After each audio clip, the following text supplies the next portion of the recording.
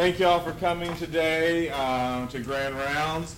We're going to have Dr. Dhipu Sebastian, who is one of our chief residents in internal medicine and pediatrics, give us a talk today about energy drinks, something that probably we all don't know enough about. Although he's gone over it with me a couple times, and I've learned a lot from this, so hopefully y'all will too. So here's Dhipu talking about energy drinks, the good, the bad, and the ugly. Hey guys, how are you doing? So my name is Dhipu Sebastian. Can everyone hear me in the back? All right, cool. So let's get the show rolling. All right, so I have no financial disclosures during this talk. So energy drinks have become a daily part of a daily routine for millions of Americans across here. They've been marketed as drinks that will improve people's energies, stamina, concentration, and even strength. However, energy drinks are not a new fad and have been around for hundreds of years. Maybe not in the form that we know today, but they have been around in one way or another. Before Columbus arrived to America, the Native Americans actually drank a tea-like substance made of holly leaves and tree bark. They drink this prior to rituals or battles, and it was considered like a purification ritual. When researchers today kind of found their ancient stoneware and drink cups, they found like a lot of these drinks had residue of caffeine. So it was just highly caffeinated drinks they were drinking before these rituals. However, since that early form of energy drinks, it's gone through quite a transformation and turned into what it is today. Energy drinks are available now in about 140 countries, and it's considered the fastest growing beverage market in the United States. However, the emergence of energy drinks' popularity, we're now learning about new dangers and health risks associated with these once considered harmless beverages. So, like I said in my previous slide, energy drinks have been around for a very long time. However, the form we're used to now probably started in the late 1800s when Coca-Cola was first invented. Just like energy drinks today, Coca-Cola is marketed more as a health food that will boost metabolism, fight disease, and even cure impotence. The original Coca-Cola formula had two key ingredients, cocaine and caffeine. So originally Coca-Cola extracted the cocaine from coca leaves and combined it in their formula. So they said in the old days, an average glass of Coke contained about 9 milligrams of cocaine. And they say an average line of Coke nowadays is about 50 to 75 milligrams. So there was quite a large amount of cocaine in these older drinks. The other portion of the drink came from the cola nuts. So the cola nuts is where they got the caffeine portion of Coca-Cola from. So together these ingredients formed a potent combination. Obviously Coca-Cola became a very successful product. And then, with its success came a lot of competitors. Eventually, more drinks came into the market with similar claims. Even though none of these drinks were marketed as energy drinks, they all use similar language to what energy drinks use today. So the first time the word energy drink was used really in the public lexicon was probably post-war Japan. There, an energy drink named Lipovitin was created. And this was a drink that was marketed to Japanese businessmen to help them reduce fatigue and stress, especially in their busy business life. They weren't sold as soft drinks or anything like that, but they were actually sold in smaller bottles, brown bottles, almost looked like medicine bottles, and they were sold in convenience stores. But the energy drinks that we're used to now, that we see, in gas stations and everything across the world, it can probably be credited to one company, Red Bull. It's an Austrian company which formed in 1987 and didn't get first introduced into the USA until about 1997. Since then, the energy drink phenomenon has exploded, and the current energy drink market is worth about $49 billion annually. So, as I talked about before, the energy drink is not some new phenomenon. Early drinks were made with the coca leaf and the cola nut. Obviously, this is a potent combination due to the coca leaf being what cocaine is derived from, and the cola nut having such a high concentration of caffeine. So this initial combination proved to boost people's energies, However, cocaine and caffeine can tend to do that, but with poor health results. So in 1949, they started putting, formularies started changing, and they started putting various different vitamins and ingredients into these drinks to improve its benefits. There was even one brand that developed that was called Dr. Enough, and they started placing thiamine and niacin into their drinks, and they claimed it would replace energy and stamina, and they said it was marketed as a better drink than Coca-Cola, which they said it was just sugar and empty calories, which is kind of true, but Dr. Enough is also kind of the same thing. So they claimed their energy drink with the added vitamins would be an energy booster. But the first drink that really had a lot of the components that are in today's energy drinks was called Pratik Dang, which was developed in 1975 in Thailand. It had caffeine, guarana, taurine, and other ingredients that are still found in a lot of drinks today. These ingredients were pushing the boundary of what could be found in an energy drink. Before I get to the next slide, does anyone know what Pratik Dang developed into, or it's still around today? Anyone want to take a guess? No. Close. But it was Red Bull. So Red Bull was first developed in Thailand in 1975. And you can still actually find this in Thailand. You won't find Red Bull. So that's an interesting little fact. So let's go into some of the ingredients.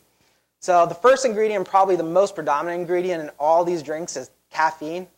Caffeine is probably the most widely consumed psychoactive drug in the world. There have been numerous beneficial effects found with the use of caffeine, but also just as many negative effects. Caffeine has a couple of mechanisms in which it works by, but one of the most well understood caffeine effects is on the adenosine receptor. Caffeine is an antagonist at this receptor site of the adenosine molecule. Adenosine is thought to be one of the molecules which induce drowsiness in people. Another function of caffeine is that it also stimulates the autonomic nervous system as well. Now, caffeine works in a variety of ways, but one of the most popular reasons to use caffeine is to reduce fatigue and drowsiness. Typically, it takes approximately 1 hour before the effects of caffeine kick in, and it takes 3 to 4 hours for the effects to completely leave the body. Studies have shown that it can reduce reaction time, increase concentration, and motor coordination. It's also one of the most used performance-enhancing drugs in the market. Athletes use it as a quick burst of energy, increase in endurance, and improvement in muscular strength. However, with all the benefits, there are negative effects of caffeine. It can cause increased blood pressure, increased heart rate, increased gastric motility, and even in high enough doses can have a diuretic type effect on patients or people. And this isn't even talking about some of the psychological effects of caffeine, such as some studies showing it can worsen people's anxieties. So the AAP recommends that children under the age of 12 should not consume any caffeine-related drinks at all. And they say kids older than 12 should be limited to about 85 milligrams to 100 milligrams of coffee. So, with that piece of information, we're going to play a little game. And before we go to that, I'm going to give you an example. In an average small cup of coffee, it contains approximately 95 milligrams of caffeine. So we're going to go through some of the most popular ones and kind of see how much caffeine is in all of them. So Coca-Cola, regular 20-ounce can. How much does everyone think? How much caffeine do you guys think is in it? 8, 5, 38, 56 to 57 grams of caffeine. So quite a big amount, probably more than the 5 and 8s. What about Mountain Dew? More or less?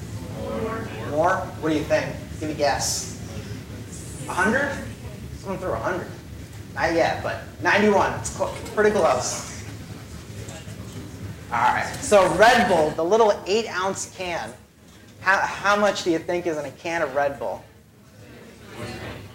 125, 129s? No, it's only 80 milligrams. But people I tend to see people drink more than 1 can of these, so I think people are probably getting more than 80 milligrams of caffeine in a day. All right, Monster. I'm surprised there aren't any Monster. Oh, someone's got a Monster back there. All right, you want to guess how many? Don't look at the back of your can. How many milligrams of caffeine you think are in a Monster? 150, 130, 160. So 160 milligrams of caffeine in most energy drinks, Monster energy drinks. All right, Reigns. These are pretty popular downstairs in the cafeteria. What do you think Reign has? 290, 300, correct. 300 milligrams of caffeine. So twice as much as the other Monsters down there. It's the king. And then Bang. This has been pretty popular among some of like the nursing staff, and I've seen a lot of people in the hospital. Yeah, Rainbow Unicorn is the flavor. It's natural flavors. Natural flavors. So, anyone want to guess Bang? 350. What is it? Yeah. And then the last one, cocaine. This is actually out in the market. You can get that in an 8-ounce can, so about the same size as those Red Bull cans. How much do you think is in one of these cans? 500. Anyone want to go Price is Right? No? All right. 401. So 266 milligrams in an 8-ounce, but that's an 8-ounce can, which is a much smaller amount. So some people are drinking this, a coffee, and maybe another energy drink. So we really have to be careful with these things. As you can see, a lot of them have more than the daily recommended amount of caffeine. All right. So then the next additive that's seen in a lot of these energy drinks that I think a majority of them have is Guarana. So it's a popular additive. It's derived from a climbing plant which is indigenous in the Amazon basin. The indigenous people of Brazil were initially the first ones to utilize the properties of Guarana. It was noted by like foreign explorers that these people coveted this plant almost as much as the foreigners did gold. So the natives used this for a variety of medicinal purposes, including treating fatigue, fever, and diarrhea. And then once guarana kind of became cultivated on a wider scale, it was used in a variety of different forms, including tonics and drinks, which supposedly cured diarrhea, was an aphrodisiac. But what does guarana actually do? I know a lot of these energy drinks have guarana in them, but very few people know what they do. So the main beneficial property of guarana is that it's a great source of caffeine for individuals. It's considered to have about twice the amount of caffeine when compared to just coffee beans themselves. However, researchers believe there's another almost synergistic effect of these besides just the caffeine. They contain other xanthine alkaloids such as theophylline and theobromine. These chemicals are considered cardiac stimulants. They work in a variety of ways, including being competitive non-selective phosphodiesterase inhibitor, which can raise the intracellular camp and also work as an adenosine receptor antagonist. So it works in conjunction with caffeine.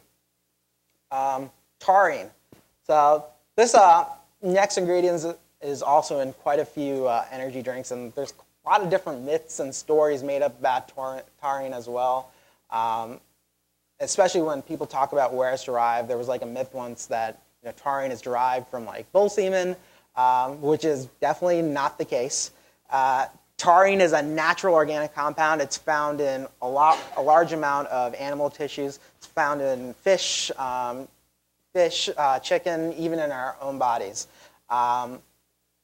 Where the myth probably originated from is that it was in the 1800s, this biochemical was first isolated and identified by scientists using samples of ox bile.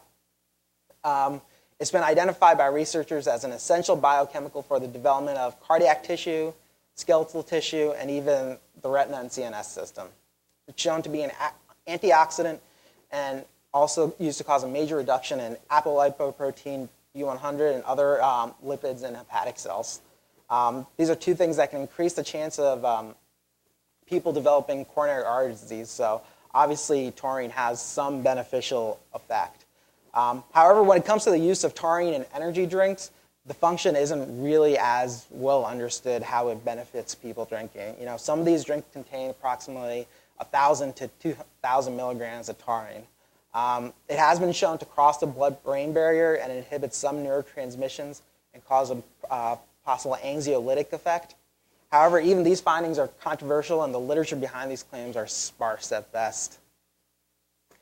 Ginseng is something that I think everyone is familiar with here in this room, and it's been around for a long time and been used for a variety of different reasons. Ginseng, probably the one ingredient or component of energy drinks that has probably been used longer than all the others. Ginseng has been used since 196 AD. It's a widely coveted root which is thought to have numerous benefits. These benefits range from increased energy, stress relief, anti-fatigue properties, memory improvement, and some even say a cure for impotence. Even now, these same claims are being made by all over the world. If you go into any drug mart or pharmacy, you can see on the shelves ginseng tablets and capsules making these same claims. However, it should be said that none of these claims have ever really been substantiated. The research on ginseng has been limited, to say the least, and the evidence is even more sparse. The FDA hasn't approved it for any kind of treatment or recommended it for anything at this time. In fact, to some people in our population, ginseng might actually be harmful. There have been studies which show that if you take large amounts of ginseng and stuff, it can interfere with blood thinners such as warfarin or even aspirin, causing a decreased effectiveness of the other drugs. So sugar is probably the final major component you'll see in a majority of these energy drinks. I know there are some that are sugar-free, but there's a large amount of energy drinks that the main component is just sugar. Obviously, people use sugar to sweeten the drinks and give them a more pleasurable taste to the consumer. But sugar is a simple carbohydrate which is broken down into glucose by the body. This glucose is further used by the human body as one of its main sources of energy. Sugar is extremely effective in giving people an initial burst in energy, as I'm sure people with kids can attest. Getting one piece of candy or soda in them will cause these kids' energy levels to spike through the roof. Yet with this burst of energy comes a quick decline in energy, better known as a sugar crash. So studies have shown that people who drink 1 to 2 cans of soda a day with these sugars, compared to people who drink 1 to 2 a month, have a 25% increase in risk of developing type 2 diabetes. It is also shown to increase the risk of heart disease, obesity, and also impair bone mineralization. In terms of the effects on the body, sugar-containing products are probably just as bad as smoking and drinking alcohol to you. So everything else, in the last couple slides, I went over things that are pretty common, and there's some evidence and quite a bit of information. But in this slide, it's mostly just the ingredients that a lot of these energy drinks list on their can, and are commonly seen in some of the drinks, but maybe not all of them. For example, yerba mate is a type of plant that's used in South America for teas, caffeine properties. Creatine is a supplement used by athletes to help increase their amount of anaerobic work their body can do during physical exercise. Ginkgo biloba, I'm sure everyone's heard ginkgo biloba in the news and magazines. I don't know what ginkgo biloba is until kind of looking into it, but it's a type of tree whose extracts have been claimed to be a cure-all from everything from hypertension, cognitive impairments, PVD, and other medical problems. But the reason I put all these on one slide is that even though everyone's passingly heard about these ingredients before or seen them advertised in drinks and medicine, the truth is there's very little known about them. The research on many of these things is very sparse, and any of the research that has been done on these things has been inconclusive at best. So, a lot of these ingredients are like the modern day snake oil being sold to us. So now that we talked about what comes inside some of these energy drinks, we can talk about the various different ways these drinks are sold to us. So probably the most popular and most readily available to everyone is energy drinks in a can or pre-mixed in a drink. Red Bull was one of the first ones to come to the market with this, and copycat bottles were soon seen after that. They can pretty much be found anywhere at this point. You can buy them at grocery stores, gas stations, pharmacies, and if you go down to the basement of the hospital, you can find them down there as well too. So, and then compared to some of the other drinks on the market, they're actually not that expensive. There's pretty cheap energy drinks compared to cold pressed juices and stuff, which are like $10 a bottle compared to like a can of energy drink, which is like $2. So people are tending to buy, go to these more than the others. The next type people might be familiar with is the energy shots, or probably the most famous one you'll see is the 5-hour energy, but there's obviously other ones on the market, 6-hour power, 24-hour energy. And they claim, it's a more health-conscious version of an energy drink, less sugar and all that, but, these energy shots are really just concentrated caffeine. So in one of those little bottles of 5-hour energy, there's approximately 205 milligrams of caffeine. So quite a bit of caffeine in just that small little bottle. And then, even on these bottles, like websites and their packaging, they say don't drink the whole bottle. They say really just drink only half of those bottles. So it's a 2-serving bottle if you ever look at it. So the next one is energy drink mixes, which aren't as common as shots or these cans of drinks, but a lot of people use them, like gym, people who go to the gym, athletes. They claim to give people an increased energy boost in their training regimen and get them to that like next level when they start working out. Yet, a lot of these drinks haven't proven to do any of that and have even caused some serious health effects. Some of these are just like some of these pre-workouts are just caffeine, so they can cause jitteriness, anxiety, and even, if you drink enough of it, can cause cardiac arrhythmias in certain people. And then the final type of energy drink is an energy drink with alcohol. Now, they're not as common now on the market, but these were pretty popular when I was in college. These drinks combine the stimulating effects of caffeine with the sedative effects of alcohol. And obviously, with the rise of popularity in these drinks, there was an increase in drinking-related accidents and inebriation in people. Due to the effects of caffeine, people tended to drink way more alcohol than they really should because the caffeine kind of hid the effects of the alcohol.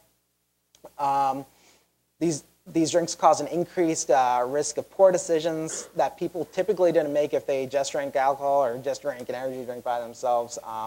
This includes like doing other drugs or getting into a car with someone who might already be inebriated. So, with all like kind of the accidents that came with it, a lot of these drinks were banned, such as like Four Loko and everything. But that doesn't mean you can't still find some products on the market. For example, Sparks, I think you can still find on the market, and it still has caffeine in it. And then some of them just change their formulary a little bit to meet some of the federal regulations. So you can still find a lot of these out in the market. So the biggest thing is how these energy drinks are marketed to us as a consumer.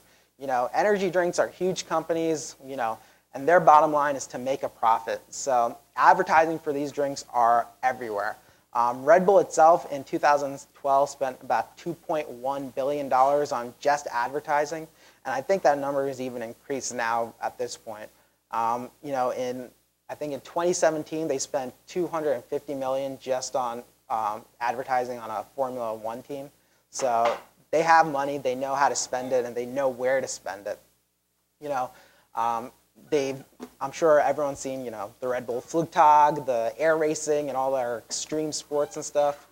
But unlike, cigarettes and alcohol, there really isn't any regulation on how these drinks are being advertised. You'll see it on TV commercials, internet ads, magazine ads. Even if you flip through Instagram, there's social media personalities who are sponsoring these various energy drinks. And a majority of this advertising is directed towards adolescents, so 12 to 17-year-olds. So let's look at some of the advertising that they use that I'm sure everyone's seen at some point. So I'm sure everyone remembers this guy. He was the guy that jumped, I think, did the highest skydiving in the world, where he went up to space. This was something that was advertised by Red Bull, and it greatly increased their revenue and kind of their marketability and their image to the public. So this was something huge, and I'm sure this was very expensive to sponsor. I don't have the actual numbers. Then the other one, this one is being marketed to obviously teenagers who, first of all, are young males, and then also people who are probably studying and are trying to do well on a test. They're portraying it as something that'll help them in school and studying and whatever their activity is. And they're making it seem like, this is a better alternative to other energy drinks, when in reality it has probably just as many side effects and negatives compared to the other one. They always use very extreme type marketing, like this, like unleash the ride, or something crazy to kind of go to that primal image that people have about energy drinks. People do it, just like back in the day with Joe Camel, smoking. People thought it was cool. They're marketing it as these cool things that only cool people do, like bang, potent as a body fuel. So this guy is obviously skiing. He's getting body fuel, getting better. When you look at this, it's colorful. It's giving you things that might be good for you: super creatinine, BCAAs, CoQ10. It says all these things. Does anyone know what these things mean when they get advertised? No, but they think, hey, you know what? They've got to be good. They're giving potent brain and body fuel. So who's drinking them? So nearly 50% of college students consume at least one energy drink per month.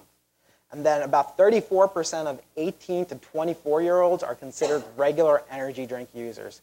So what's considered a regular energy drink user is someone who drinks one energy drink a week, or about 4 in a month. So that's surprising, but even more surprising is that nearly 31% of 12 to 17-year-olds are considered regular energy drink users as well. And about 66% of all energy drinks are consumed by those that are aged 13 to 35 years old. So obviously these drinks are not being drunk by older people or the elderly. These are being exclusively focused on our demographic, the people we take care of, the pediatric population, the adolescent population. So it's something that will affect these kids down the line, and it's something that we as pediatricians have to kind of look out for. And a lot of these, we have to find out why these kids are using it. So a lot of them are using it for a variety of different reasons. So, and the uses have evolved over time. People are using it just for increased energy. Some people are using it, before their tests or their finals for increased concentrations. Other people use it as a performance enhancer for sports, working out. And then obviously, I'm sure there's people out there who've gone to a bar and ordered a Red Bull and vodka. You drink it for its potency to keep you awake and kind of keep you going through the night. So people use the energy drinks for a variety of reasons, and a lot of it is marketed towards kids, adolescents, and impressionable youths. So let's talk about some of the nutritional effects of sugar on people. So as I said before, a large number of these energy drinks contain sugar as their main ingredient.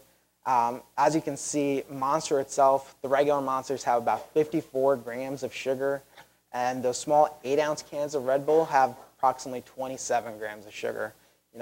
Coca-Cola has about 39. So it's a large amount of sugar. It's not just energy. One study showed that energy drinks increase carbohydrate oxidation, but suppress fat oxidation. It could cause lipogenesis. So people are taking these drinks thinking, I'm going to work out, I'm going to lose weight, I'm going to get stuff, but it kind of has that opposite effect, especially with all the sugar. It's suppressing your body's ability to use that fat and properly get rid of that. You're actually gaining more weight by taking these energy drinks. And some of these energy drinks have even more sugar and calories than a can of soda does. So we have to be wary about how much we drink and what people are using them for. So the next thing is the cardiac effects. So there's a wide variety of risks associated with energy drinks. Cardiac adverse effects with energy drinks include elevated blood pressure, increased heart rate, and even cardiac arrhythmias. Studies have shown after consuming 1 can of Red Bull, on average, a healthy male will increase their systolic blood pressure by 10 millimeters mercury and a diastolic increase in blood pressure by 7 millimeters in mercury. For some people, that's pushing them from non-hypertensive to hypertensive. So that's a big jump up. Also, the effects of caffeine work on the cardiac muscles and the autonomic system to cause an increase in heart rate. But the most widely seen and documented side effect of energy drinks, since they become predominant, is an increase in cardiac arrhythmias. There's been a report of a 17-year-old male who suffered from a coronary artery spasm after ingesting too many energy drinks. There was even a young girl, a 14-year-old, that drank energy drinks and suffered a cardiac arrhythmia due to caffeine toxicity and actually died from it.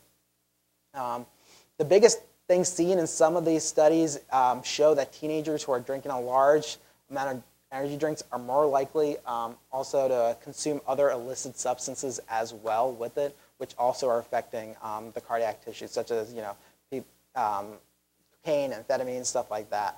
So in a 2012 cross-sectional study done in the Journal of Community Health, out of a sample size of 1,200 patients who went to the ED for energy drink-related issues, nearly 6% of them had used illicit substances with these energy drinks, such as methamphetamines and cocaine. So, that's not a small number by any stretch of the imagination.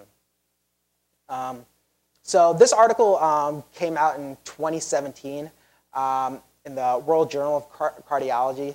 So it was a study that actually used medical students and showed the consumption of energy drinks in young, healthy individuals and how they impair endothelial function. So they took young, healthy medical students and they got their baseline EKGs, BPs, pulse, and endothelium flow, which was performed using an ultrasound prior to taking any kind of energy drinks. And these subjects also abstained from using energy drinks, caffeine, smoking, or any kind of food 8 hours prior to getting these initial vitals. They were then given a 16-ounce can of Monster energy drink, and then their vitals were taken again after that. While they did see, increases in heart rate and blood pressure, what was really significant was that the finding in endothelial flow after consumption of Monster Energy. They showed that there was severe impairment in endothelial functions in the hours following it. And this could cause impairment in blood flow to the heart and other vital organs, especially since a lot of these energy drinks are being used by athletes. So how does that work? They said if a person drinks an energy drink or something with high caffeine or other substances, it'll cause its effect on the myocardial or your heart to increase the heart rate, but it'll also decrease the supply of blood to the heart. So it can have two effects, increasing the heart rate and decreasing the flow to the heart. This can lead to ischemia in people, and also this ischemia can lead to ventricular arrhythmias, sudden cardiac deaths, and other cardiac dysfunction. So, and then a lot of these drinks are being used in vulnerable populations. So athletes, people who are going to, probably go through the cycle pretty often. So they're constantly doing damage to their heart and to their systems. So it's something we have to really look out for in these individuals. The next is psychological effects. unlike cardiac effects and stuff, there hasn't been as many studies on the psychological effects of these drinks. But there have been some that show an increase in anxiety, obviously insomnia if they drink these late at night, and some acute psychosis. And that's a lot of these side effects we're seeing in people that already had some anxiety, some insomnia, and like some psychiatric issues to begin with. But obviously it's showing that these energy drinks are having some exacerbation in their current symptoms. They actually performed a study on soldiers who were in the Gulf, where they determined how many energy drinks they drank in there compared to each other, and they saw that soldiers who drank 2 or more energy drinks were more likely to have increased risk of depression. Now, is it due to energy drinks? I don't know, but does it kind of combine with other factors, like lack of sleep there, the increased stress factor over there, and obviously being in a kind of a traumatic situation? I'm sure these energy drinks are not working appropriately. So, emergency room visits from consuming energy drinks have more than doubled from 2007 to 2011. Went from 10,000 emergency visits for the chief complaint was drinking energy drinks to about 20,000 in 2011. That's 2011. So now with the predominance of energy drinks, I'm sure it's at a higher number than that. From 2004 to 2012, there's been 18 deaths linked with energy drinks and about 150 just injuries associated with the consumption of energy drinks. So I'm just going to show this quick video. Make sure it works. Live in HD from the station that brings you more West Texas news. News West 9 at 10 starts now. New at 10 tonight, more people are coming into the emergency room after downing energy drinks. That's what Medical Center Hospital's been seeing lately. Jen Kastner joins us with why it's a symptom of a big problem. Jen. Thanks, Crystal. For the past 10 or so years, energy drinks have worked their way into our mainstream culture, and over the past couple of years, the number of brands and formulas have exploded. Medical Center Hospital says they're getting more patients in their ER now than ever before who've had to come in after drinking energy drinks.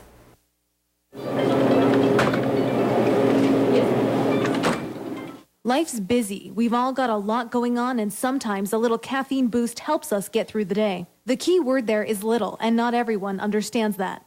Unfortunately, many people don't realize the effects that these drinks will have on their bodies, so they appear here in the emergency department with symptoms that they did not expect to have. Dr. Supit Bose says he's now seeing somewhere between 5 and 10 patients each month who've had a bad reaction to energy drinks. Heart rate goes fast, blood pressure may get elevated, you may get tense, headaches, nausea. He's seeing all different ages in the ER. Little infants who are actually getting their hands on it and drinking it, to college students and high school students who are using it to study, to oil rig workers who are using it to work those long shifts. They're considered dietary supplements, so the FDA still doesn't regulate them. In recent years, action has been put on adding warning labels like, don't use if you're under 18, pregnant, or may become pregnant. Andrew Enriquez doubles up at the start of the day. I drink the 5-hour energy drinks with Red Bull, usually when I'm tired in the mornings. Jeremy Alexander downs them throughout his shift. Then I drink one while I'm working, and I usually drink another one right after that. I usually drink them right at the time, same after one after another. Kind of get a rush going on, A standard energy drink has more than 5 times the caffeine found in, say, a can of Coke or a tea. Most have a blend of caffeine, sugar, herbals, and vitamins. Any of those can cause symptoms. Dr. Bose says the best way to not be tired is still the most obvious. These drinks, in general, they don't substitute sleep. I mean, sleep is the best therapy for if you're tired. Now, Congress has recently taken a lot of action to ban energy drinks that are mixed with alcohol. All right. So obviously, these energy drinks are being used by a lot of, obviously in the video you saw it was young people using these energy drinks, and they're using it pretty recklessly, drinking, 3 Monsters a day, downing a 5-hour energy with the Red Bull. But, So there's a lot of risk associated with these energy drinks. Some of them I haven't even gone over. The increased sugar in these energy drinks are increasing dental caries and poor dentition, increased risk of diabetes in these kids. People are using it for appetite suppression. It's also affecting bone mineralization in some of these patients as well. And then, a big thing, people, like I said, are using it with alcohol. So not only are they drinking more alcohol, they're drinking to a point where they don't understand, they're drinking almost at a toxic level. So there's a lot of effects that these energy drinks are having on the population. So what can we tell parents? So we need to kind of talk to parents and patients a bit about the dangers of these drinks. We need to inform them that these drinks aren't under the same regulations as, say, sodas or soft drinks. They're considered, nutritional supplements, so they kind of get away from being tested by the FDA. And a lot of these parents, especially in our population, are ignorant to the fact that these energy drinks are not good for you. I can't even count the number of times I've gone over to clinic or seen in the hospital a little kid drinking a can of Red Bull or Monster. And parents think it's better than them drinking a soda or juice or something like that, thinking those have high sugar and stuff, and that these will have more benefits and give them energy. And when in fact it's a poor substitute for really other healthy alternatives. Like the doctor in that video said, the number one thing we can recommend to people who are taking these energy drinks is increased sleep. I have seen a ton of kids say they're drinking these energy drinks because they're always tired in the morning, but these are kids who are sleeping at 11 o'clock, midnight, and then waking up at 5 a.m. So of course they're going to be tired when they go to school in the morning. They need at least 8 hours of sleep every night. Going to sleep after watching TV for 6 hours is not healthy for them. So it's something we need to talk about and just inform these parents, because some of them just don't know any better. And once you talk to them and kind of tell them kind of the risks of everything, they kind of get surprised about it. So really, I think it's something we as pediatricians should make an effort to do. And then the other thing, we need to screen teens and adolescents about their energy drink usage. It should be considered kind of the same thing as other high-risk behaviors like, drinking alcohol, using recreational drugs.